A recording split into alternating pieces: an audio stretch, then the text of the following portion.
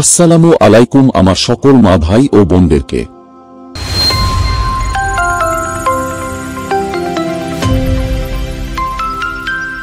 আমার আজকের ভিডিও হচ্ছে হযরত জাকারিয়া আলাইহিসসালাম এর জীবনী নিয়ে। আর আমার ভিডিওতে যদি কোনো ভুল ত্রুটি হয়ে থাকে দয়া করে ক্ষমার দৃষ্টিতে দেখবেন। তো চলো ভিডিও শুরু করি। বন্ধুরা, এই কথার উপরে কোনো সন্দেহ নাই যে এই পৃথিবীতে সবচাইতে বেশি পেগাম্বরদেরকে ইহুদি কমের উপর মহান আল্লাহ তাআলা পাঠিয়েছিলেন। আর আপনারা যদি এইসব নবীদের ব্যাকগ্রাউন্ড চেক করেন, যাহাদের নাম কুরআনের মধ্যেও এসেছে, যেই সব মহান নবী পেগাম্বরদের নাম, তাহাদের তালুক বেশিরভাগ এই যে ধর্ম ইহুদি, সেই ধর্মের মাঝে পাওয়া যায়। কিন্তু আরেকটা সত্যি ঘটনা যদি দেখেন, এই ইহুদি কমের মানুষ অনেক নবী পেগাম্বরদেরকে নিষ্ঠুরভাবে হত্যা করেছে। কিছু কিছু রিবায়াতের মধ্যে এটাও পাওয়া যায় যে একসময় একদিনের মধ্যে এই ইহুদি কমের মানুষ ৪৫ পেগাম্বর অর্থাৎ নবী এবং ১৭০ জনের মতো নেক মানুষদেরকে হত্যা করেছিল, যাহারা নেকির দাওয়াত করতেন। আজকে আমরা এমনি ২ জন নবীর ইতিহাস তুলে ধরার চেষ্টা করব, যাহাদের উপর এই ইহুদি কমের মানুষ জুলুম করেছিলেন এবং পরে তাহাদের ২ জনকে শহীদ করে ফেললেন। শহীদ করেছেন এমন নিষ্ঠুরভাবে যে কোনো সাধারণ মানুষের ইতিহাস দেখলে এরকম নিষ্ঠুরভাবে হয়তো কাউকে হত্যা করা হয়েছে আমার মনে হয় না এই জুলুমের শিকার হয়েছিলেন। যে ২ জন নবী, তাহাদের জীবনী তুলে ধরার চেষ্টা করব। আর আশ্চর্যের কথা হল, এই ২ জন পেগাম্বর কোনো সাধারণ পেগাম্বর ছিলেন না, অনেক অনেক মহান পেগাম্বর ছিলেন। ওনারা কতটুকু মহান ছিলেন আপনারা এই কথায় অনুমান করতে পারেন। ওনাদের উল্লেখ তোরাত, ইনজিল এবং কোরআনেও উল্লেখ আছে। আমরা এতক্ষণ ধরে কথা বলছিলাম হযরত জাকারিয়া আলাইহিসসালাম এবং হযরত ইয়াহিয়া আলাইহিসসালাম এর বিষয় নিয়ে। ইসলামিক ক্রিয়েটরের নলেজেবল বন্ধুরা, আমাদের এই সত্য ঘটনার ইতিহাস শুরু হয়েছিল আজ থেকে ২০,০০০ থেকে ২১,০০০ বছর আগে, যখন এই দুনিয়াতে এক মহান আল্লাহর পেগাম্বর থাকতেন, অর্থাৎ হযরত জাকারিয়া আলাইহিসসালাম।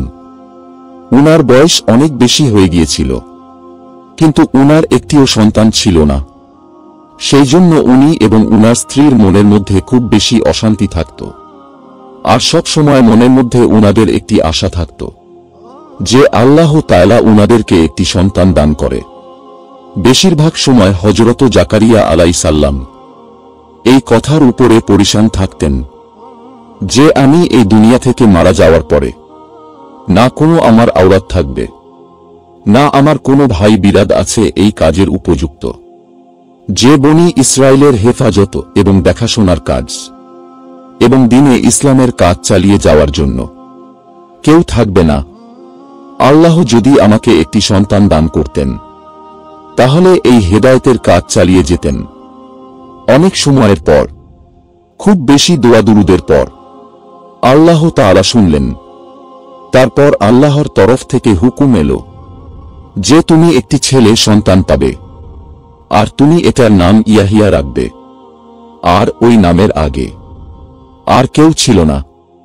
আর এটা আল্লাহর কাছে খুব বেশি মকবুল থাকবে, যিনি এই কমের খারাপ অবস্থাকে দেখাশোনা করবে। কথা মতো একটি শিশুর জন্ম হল, আর উনার নাম হযরত ইয়াহিয়া রাখলেন। আর উনি কয়েক বছরের পর, অর্থাৎ ছোটবেলায় নবুয়ত পেয়ে গেলেন। কিন্তু এইখানে একটি ইন্টারেস্টিং কথা আপনাদেরকে বলতে চাই। হযরত ইয়াহিয়ার যিনি মা ছিলেন, অর্থাৎ হযরত জাকারিয়া আলাইহিসসালাম এর বিবি, উনার একজন বোন ছিলেন। উনার নাম ছিল হযরত মরিয়ম। উনি ছিলেন ওই মরিয়ম যার পেট থেকে বিনা বাপে একজন শিশুর জন্ম হয়েছিল। এই শিশুটি বড় হয়ে সেকেন্ড লাস্ট নবী হয়েছিলেন, যার নাম ছিল হযরত ঈসা আলাইহিসসালাম। আর সেই জন্য হযরত ইয়াহিয়া আলাইহিসসালাম আর হযরত ঈসা আলাইহিসসালাম দুজনই ছিলেন খালাতো ভাই।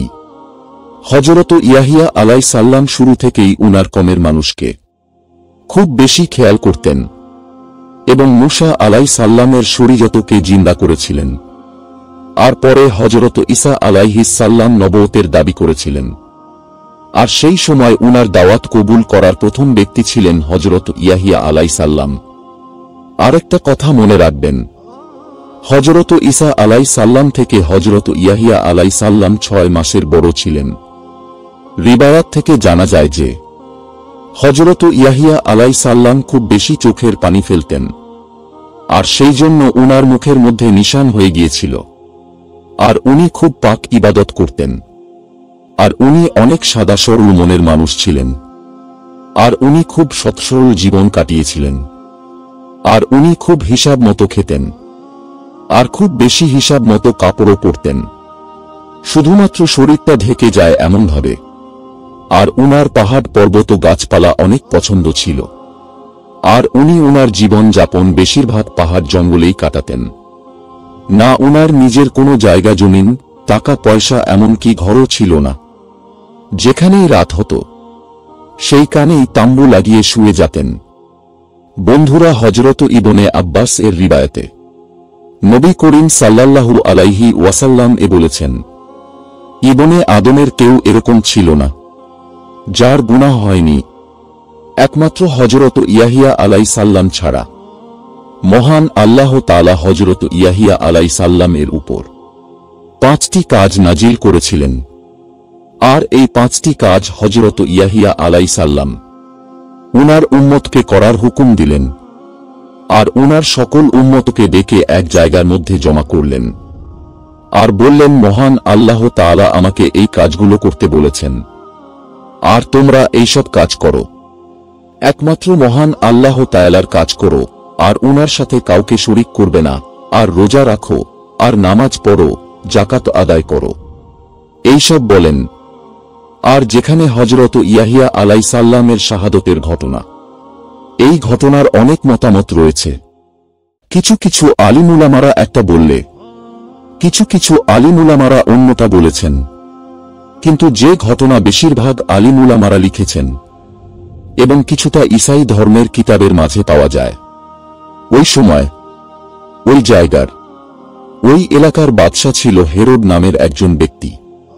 হেরোদের ওই ছোট্ট মুঠো হুকুমত বর্তমানে সময় মতো দেখা যায় তো জর্ডানের কিছুটা আর নেদার ফিলিস্তিনের কিছু একটা ছিল। আর ওই বাদশাহ খুব বেশি জিনা করছিল। আর বাদশার এই জিনার কারণে তার কমের মানুষ সকল জিনার কাজে লিপ্ত হচ্ছিল। হেরোদ তার নিজের ভাইয়ের স্ত্রী হেরোডিয়া, যেটি ঈসাই ধর্মের ইতিহাসের মধ্যে অনেক গুরুত্বপূর্ণ মানতেন, কিন্তু অন্যদিকে ওর যেটা নাজায়েজ বিবি ছিল। হেরোডিয়া হযরত ইয়াহিয়া আলাইহিস সাল্লামের আইডলজিকে এবং উনার তালিমাত ওর নিজের জন্য মুসিবত মনে করত, আর ওর মতো অন্য নারীরাও মুসিবত মনে করত। সেই জন্য হযরত ইয়াহিয়া আলাইহিস সাল্লাম এর জানমালের দুশমন হয়ে গেল। কিন্তু একদিন মেহেলের ভিতরে একটি পার্টি চলছিল। এই পার্টিতে হেরোডিয়ার একটি খুব সুন্দর মেয়ে ছিল। আর মেয়েটি বাদশার সামনে নাচ গান করে দেখালো। আর ওর নাচ গান দেখে বাদশাহ অনেক বেশি খুশি হয়ে গেল। আর বাদশাহ ওকে বলল, তুমি যাহা চাইবে আমি তাহা দেব, তুমি কি চাও? আর হেরোডিয়ার মেয়ে তার মায়ের সাথে পরামর্শ করল যে বাদশার কাছে কি চাইব। তার মা হেরোডিয়া বলল, তুমি বাদশার কাছে হযরত ইয়াহিয়া আলাইহিস সাল্লাম এর মাথাটা চাইবে। তখন ওর মেয়ে বাদশাহর কাছে বলল, বাদশাহ সালামত, আমি হযরত ইয়াহিয়া আলাইহিস সাল্লামের মাথাটা প্লেটের মধ্যে চাই। কিন্তু এই কথাটা শুনে বাদশাহ প্রথমে কিছু একটা দমকে গেল, কিন্তু বাদশাহ আগেই কথা দিয়ে ফেলেছে। এরপরেও ওর নাজায়েজ বিবির মেয়েকে কিভাবে মানা করবে।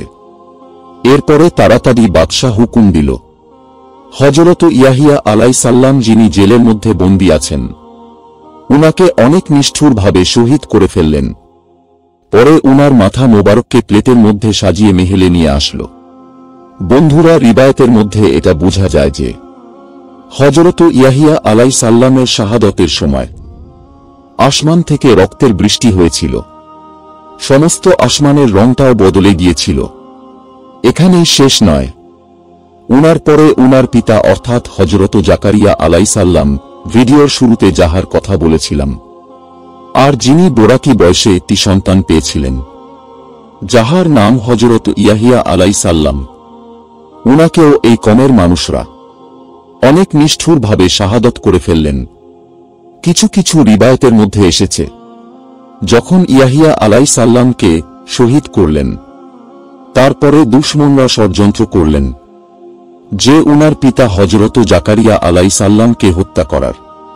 কিন্তু হযরত জাকারিয়া আলাইহিসসালাম যখন খবর পেলেন দুশমনরা উনাকে হত্যা করার জন্য আসছে, উনি ঘর থেকে চলে গেলেন। কিন্তু যাওয়ার সময় রাস্তায় উনি বুঝে গেলেন যে দুশমনরা ওনাকে খুব তাড়াতাড়ি ধরে ফেলবেন।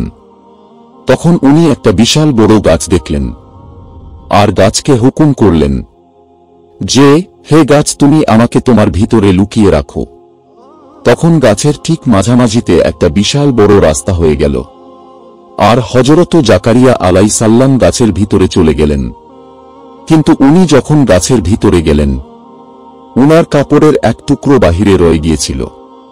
তখন শয়তান দুশমনের মাঝে এসে বলল, জাকারিয়া এই গাছের ভিতরে আছে। দুশমনরা কাপড়ের এই টুকরো যখন দেখল, তখন একটা আড়ি দিয়ে গাছটা কাটতে শুরু করল। কিছু সময় কাটার পরে পুরা গাছটাকে কেটে ফেললেন, আর এইভাবে হযরত জাকারিয়া আলাইহিসসালামকে শহীদ করে ফেলেন। কিন্তু বন্ধুরা, একটা কথা বলতে চাই, এই যে ঘটনা হযরত জাকারিয়া আলাইহিসসালামকে শহীদ করার, এই ঘটনাকে অনেক ইসলামিক আলেম উলামারা অস্বীকার করেন। এই যে সমস্ত ঘটনা, যেইভাবে হযরত জাকারিয়া আলাইহিসসালামকে শহীদ করা হয়েছে, উনি গাছকে হুকুম করলেন, গাছ উনাকে তার নিজের ভিতরে নিয়ে নিল, এবং দুশমনরা গাছ কেটে উনাকে শহীদ করল। এইসব অনেক ইসলামিক আলিম উলামারা মিথ্যা ঘটনা বলে। আপনারা কি মনে করেন? কমেন্টের মাধ্যমে আমাকে বলবেন। আর এই হচ্ছে আমার আজকের ভিডিও। আশা করি ভিডিওটা আপনাদের কাছে ভালো লাগবে। আর আমার ভিডিওতে কোনো ভুল ত্রুটি হয়ে থাকলে দয়া করে ক্ষমার দৃষ্টিতে দেখবেন। দেখা হবে আরেকটা নতুন ভিডিওতে। ততক্ষণ পর্যন্ত ভালো থাকবেন, সুস্থ থাকবেন। ধন্যবাদ।